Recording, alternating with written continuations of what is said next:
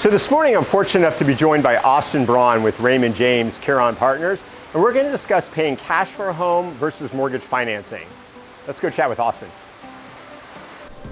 Hey Austin, curious, I got a question for you. We're in this amazing home here in Winter Park. I'm getting a question often asked is when I should pay cash for a home versus financing.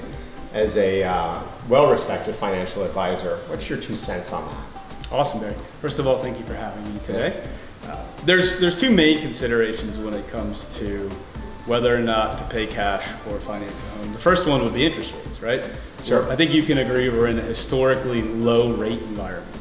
So when you're looking at mortgaging a home versus the investment world, in this particular environment, you might want to consider putting 20% down on a home and putting the balance into retirement accounts and investment accounts.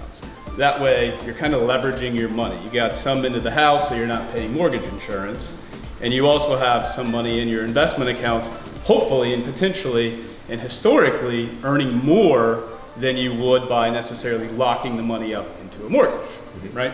Sure. 2 would be just liquidity. With this environment we're in with COVID-19, you've got to be really careful. So if someone comes to me with $200,000 and they say, I want to go buy a house, I might suggest that they, again, put 20% down and keep the rest in pretty conservative investment accounts as opposed to locking it all up in a house.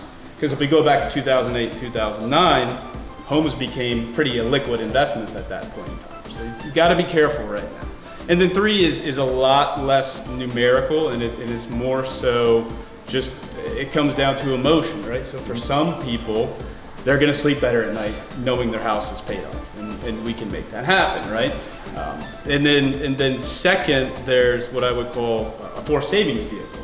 So a home, again, let's say someone inherits $200,000, and I know that they're not a good saver, I might suggest that they put that money into investment and retirement accounts over putting it into a home because they know they're gonna pay their mortgage.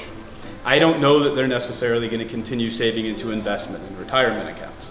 So those are just some of the considerations to take into account when you're trying to decide whether to pay cash or finance a home. Fantastic. This has been great. Thank you so much, Austin. Thank you for having me. Appreciate your time. Absolutely. Thanks, Barry. Absolutely.